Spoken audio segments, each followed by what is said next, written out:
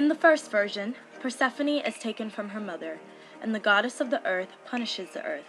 This is consistent with what we know of human behavior, that human beings take profound satisfaction in doing harm, particularly unconscious harm.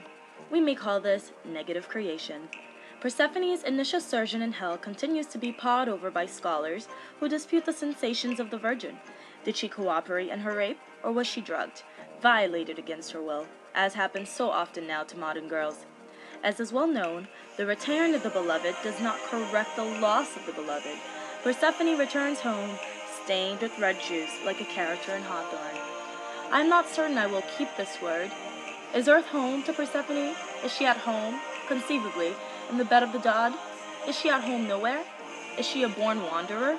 In other words, an existential replica of her own mother, less hamstrung by ideas of causality? You are allowed to like no one, you know. The characters are not people. They are aspects of a dilemma or conflict. 3 parts. Just as the soul is divided, ego, superego, id, likewise the 3 levels of the known world, a kind of diagram that separates heaven from earth from hell.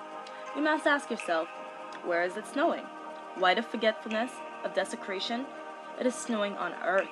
The cold one says, Persephone is having sex in hell. Unlike the rest of us, she doesn't know what winter is, only that she is what causes it. She is lying in the bed of Hades. What is in her mind? Is she afraid? Has something blotted out the idea of mind? She does know the earth is run by mothers, this much is certain. She also knows she is not what is called a girl any longer. Regarding incarceration, she believes she has been a prisoner since she has been a daughter. The terrible reunions in store for her will take up the rest of her life. When the passion for expiation is chronic, fierce, you do not choose the way you live. You do not live. You are not allowed to die. You drift between earth and death, which seem finally strangely alike.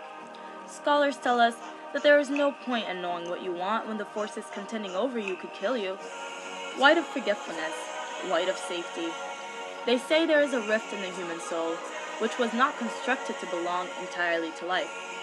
Earth asks us to deny this rift, a threat disguised as suggestion. As we have seen in the tale of Persephone, which should be read as an argument between the mother and the lover, the daughter is just meat. When death confronts her, she has never seen the meadow without the daisies.